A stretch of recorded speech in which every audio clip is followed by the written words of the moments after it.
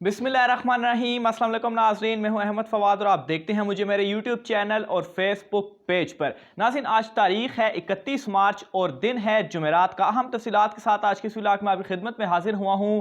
एक शेर को बहुत सारे गीदड़ों ने मिलकर जख्मी जो है वो हल्का सा कर लिया था, घेर लिया था, लेकिन शेर का जो दोस्त है वो आ चुका है, जिसके बाद ये जो तमाम तर गीदड़ हैं ये उल्टे लेट चुके हैं। फौज की जानिब से एस्टेब्लिशमेंट और आज जो एक कमेटी का इजलास हुआ, कौमी सलामती की कमेटी का इजलास हुआ, जिसमें एस्टेब्लिशमेंट के जो अस्करी क़यादत थी वो शरीक थे, दीगर लोग शरीक थे। उनकी जानिब से जो एलामिया सामने आया, उसके बाद मुल्की मामलात में और इमरान खान साहब के खिलाफ जो साजिश की जा रही है इसका इकरार सामने आया है। इसकी अंदरूनी कहानी आज के इस व्लॉग में आपके सामने रखूंगा। वज़ीर आज़म इमरान खान साहब इतने पुरएतमाद क्यों हैं? इमरान खान साहब का जो प्लान था कि इन तमाम तर लोगों को, इस सारे गंद को इकट्ठा करना है, इमरान खान साहब इसमें कामयाब हो चुके हैं। सारा गंद एक तरफ इकट्ठा हो चुका है, अब इसकी सफाई का वक्त आ चुका है और आप इतवार वाले दिन ये चीज़ देखेंगे कि कैसे इन तमाम तर गंद की सफाई जो है वो होती है और एक बहुत बड़ा सरप्राइज तैयार है इतवार वाले दिन। इस हवाले से अहम तफसीलात जो है वो आज के इस व्लॉग में आपके साथ शेयर करूंगा। दूसरे नंबर पर नाज़रीन, शहबाज शरीफ को एक पैगाम पहुंचा दिया गया है। ये पैगाम क्या है? जिसके बाद अपोजिशन जो है बिल्कुल मुकम्मल इस वक्त हवास बाख्ता हो चुकी है और उनके खुद जो बयानात हैं वो बयानात क्या बता रहे हैं, इसकी तफसील भी आज की इस व्लॉग में आपके सामने रखूंगा। सबसे पहले तो नाज़रीन, जो आज कौमी सलामती कमेटी का जो है वो इजलास हुआ, जिसमें जो ख़त वाला मामला था ये सारा रखा गया, जो उसका एलामिया आया है उसके मुख्तसरन एक दो पॉइंट्स जो हैं वो बताता चलूं ताकि आपको सिचुएशन जो है वो क्लियर हो सके। तो सबसे पहले इस कमेटी में एलामिया के मुताबिक ये चीज़ कही गई कि हमारे मुल्की मुदाखलात में मुदाखलत जो है वो हुई है और इस मुदाखलत को बर्दाश्त नहीं किया जाएगा, बल्कि इसका जवाब जो है वो दिया जाएगा सफारती आदाद को मद्देनज़र रखते हुए। पाकिस्तान जो है वो इस मामले के ऊपर अपना शदीद एहतजाज रिकॉर्ड करवाएगा और मामला अब खुल चुका है कि ये जो लेटर था, ये जो धमकियां थी अमेरिका की जानिब से दी गई हैं और अमेरिका को अब इस मामले के ऊपर जवाब दिया जाएगा और उनके आगे शदीद जो है वो एहतजाज रिकॉर्ड कराया जाएगा, जो हमारे सफ़ीर हैं वहाँ पर या पाकिस्तानी जो वहाँ पर नुमाइंदे हैं। फिर इसके अलावा नाज़रीन, इस कमेटी के अंदर जो सबसे अहम चीज़ थी वो ये थी कि जो ज़ुबान इसमें इस्तेमाल की गई उस ज़ुबान के ऊपर भी तशवीश का इजहार किया गया है। अभी सिर्फ कुछ ही पॉइंट्स इमरान खान साहब की जानिब से रखे गए और आज जो उनकी जानिब से तकरीर भी की गई, खिताब भी किया गया कौम से, उस कौम में भी उन्होंने कहा कि अभी सिर्फ चंद ही पॉइंट्स, ये यूं समझ लीजिए कि जो एक वन लाइनर या जो खुलासा है वो सिर्फ सामने रखा गया है। अगर पूरा लेटर सामने रख दिया जाए तो उसके ऊपर जो है वो मज़ीद उसमें इंकशाफात और खौफनाक चीज़ें सामने आएंगी और उसका अंदाज़ा इस बात से भी हो सकता किया जा सकता है कि कमेटी ने, तमाम मेंबरान ने इसकी जो ज़ुबान है उसके ऊपर तशवीश का इजहार किया है। तो बहरहाल ये तो चीज़ होगी लेटर के हवाले से। और जो लोग ये कहते थे कि इमरान खान साहब एक जो है वो ब्लफ कर रहे हैं और कोई ऐसा लेटर नहीं है, और अगर ऐसा लेटर आ जाए तो एक सीनियर सहाफ़ी हैं, बहुत सारे लोग उनको सहाफ़ी शायद मानते भी नहीं हैं, तो वो कहते थे कि अगर ये लेटर सही साबित हो जाता है तो मैं सहाफ़त छोड़ दूंगा। तो देखते हैं कि वो अपनी ज़ुबान पर कायम रह पाते हैं कि वो सहाफ़त छोड़नी है या नहीं छोड़ते। बहरहाल मेरा ज़ाती ये ख्याल है कि वो सहाफ़त नहीं छोड़ेंगे, क्योंकि ऐसे कई सारे उनकी मामलात या ख़बरें हैं जो कि बाउंस बैक हो चुकी हैं और मेरे ख्याल से ये बुग़्ज़ इमरान है जिसमें वो बहुत ज़्यादा आगे बढ़ चुके हैं। बहरहाल आगे बढ़ता हूँ। जो मैंने आपसे कहा कि इमरान खान साहब जो हैं दूसरे नंबर पर इतने ज़्यादा पुरएतमाद क्यों हैं? इमरान खान साहब का अभी आपको तमाम तर जो प्लान है वो समझ आ जाना चाहिए कि इतने ज़्यादा वो पुरएतमाद क्यों हैं और क्यों वो बार बार ये कहते हैं कि मैं आखिरी बाल तक लड़ूंगा और इन तमाम को मैं एक्सपोज करूंगा। आज नाज़रीन, इमरान खान साहब की जानिब से ये जो तमाम सारे का सारा गंद था, इस गंद को इकट्ठा कर दिया गया है।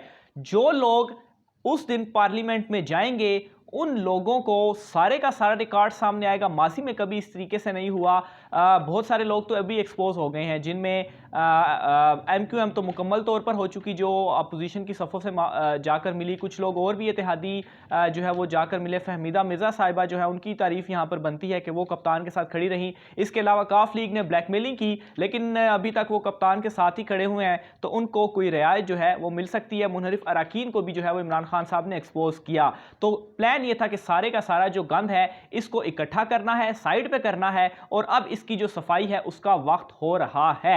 और आप देखिएगा कि जो पार्लियामेंट में उस दिन आएंगे, एक तो वो एक्सपोज भी होंगे अवाम के सामने भी, और इंशाल्लाह चूंकि पार्लियामेंट में तमाम तर जो चीज़ें होती हैं वो रिकॉर्ड पर होती हैं, तमाम नाम मौजूद होते हैं, हाज़िरी बाकायदा लगती है। इंशाल्लाह मैं भी अपने व्लॉग के ज़रिए आपको सारी जो चीज़ें हैं वो आपके सामने रखूँगा कि कौन कौन लोग थे जो कि उस दिन पार्लियामेंट में गए और अपने ज़मीर का जो सौदा है वो किया है। और मेरा नहीं ख्याल कि उस दिन पार्लियामेंट में आने के बाद वो लोग दोबारा अवाम में जाएंगे, बल्कि अभी मैं आपको ये भी बता दूं कि इतलात हैं कि शहबाज शरीफ को ये इस वक्त पैगाम दे दिया गया है कि अगर इससे आप पीछे हट जाएं तो आपकी बचत हो सकती है, लेकिन वो कहते हैं कि आगे इस वक्त कुआं है और पीछे इस वक्त खाई है अपोजिशन के। अगर वो इस अदम एतमाद से पीछे हटते हैं तो फिर तो अपोजिशन फारिग है, और अगर नहीं हटते तो तब भी फारिग है, लेकिन तब ज़्यादा नुकसान इस सूरत में होगा कि 2023 के जो इंतखाबात हैं उसमें वो क्या शक्ल लेकर अवाम के सामने जाएंगे।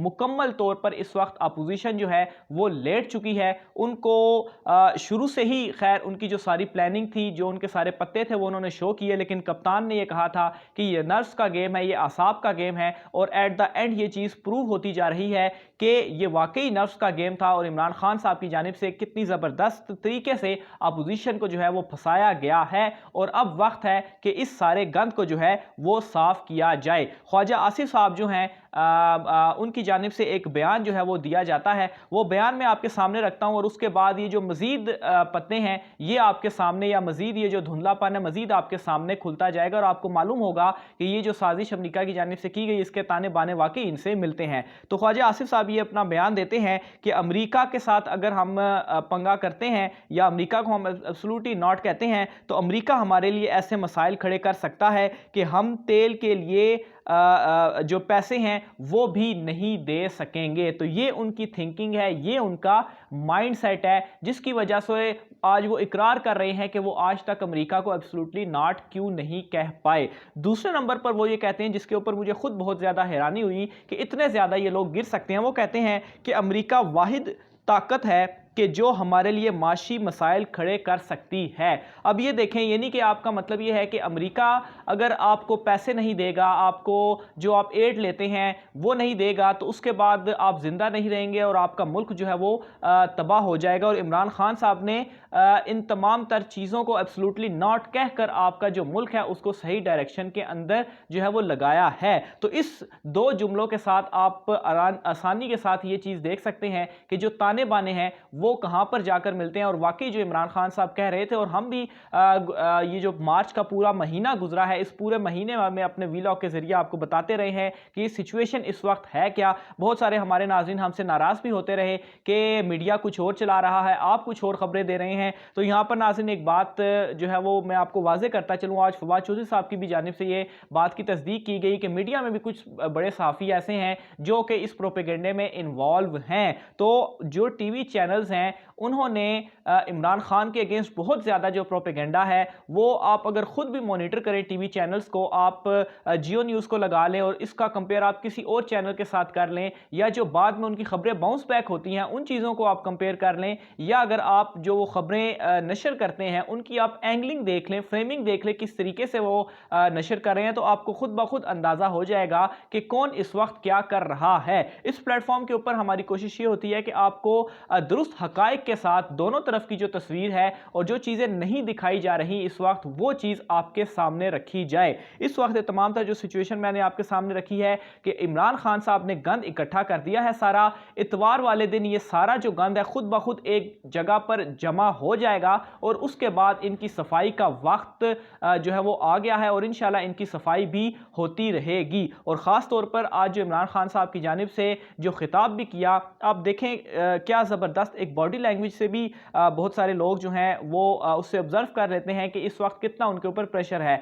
तो बहुत पुरएतमाद थे इमरान खान साहब, और उनका जो पुरएतमाद होना और उनका कॉन्फिडेंट ये बात को बता रहा था कि उन्होंने अपोजिशन जमातों को इस वक्त बहुत ज़्यादा बुरा जो है वो फंसा लिया है और अब उनकी खैर नहीं है। और जितने बुरे तरीके से, ख़ास तौर पर माजी पूरी हिस्ट्री आप उठाकर देख लें, बहुत सारे वाक़यात होते रहे हैं, लेकिन इस वक्त अवाम के सामने जिस बुरे तरीके से ये तमाम तर लोग एक्सपोज हुए हैं, जिस अंदाज में अवाम के सामने इनके नकाब, इनकी असलियत उतरी है, उतने बुरे तरीके से ये माजी में नहीं हुए। और आप देखेंगे कि इमरान खान साहब ने जो कहा है कि मैं इनको ऐसा इस अदम एतमाद के बाद कर दूंगा कि ये 2023 के इंतखाबात भी इनके हाथ से निकल जाएंगे। इतवार वाले दिन बड़ा सरप्राइज है।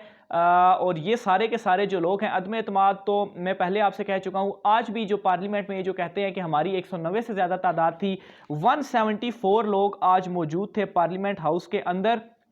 और आप देखेंगे कि इतवार वाले दिन ये 174 भी तादाद नहीं होगी। इसमें से बहुत सारे लोग ऐसे होंगे जो उस दिन अदम एतमाद वाले दिन वोटिंग के लिए नहीं आएंगे। और अभी जो मेरे पास जो एक अनकन्फर्म्ड इतलात आप कह लें कि 160 के करीब इनके लोग रह चुके हैं। जो हुकूमती ज़राए से हमें मालूम हो रहा है कि जो बहुत सारे मुनहरिफ अराकीन इनके हुकूमत की साइड पर जो है वो आए हैं। और ये जो 174 फिगर मैं आपको दे रहा हूँ, इसमें तमाम इत्तेहादी भी शामिल है, यानी कि जो MQM है और जो बाप वाले हैं, ये दोनों भी इसमें शामिल हैं। और आप अंदाज़ा कर लें कि MQM और बाप ये दोनों को किस तरीके से एक्सपोज भी हो चुके हैं। और इमरान खान साहब ने वाकई ये तमाम गन जो है सबको एक साइड पर कर दिया है। मज़ीद जो भी तफसीलात होती हैं आप नाज़रीन के साथ शेयर करते रहेंगे। आज के व्लॉग से मुझे इजाज़त दीजिए। अल्लाह हाफ़िज़।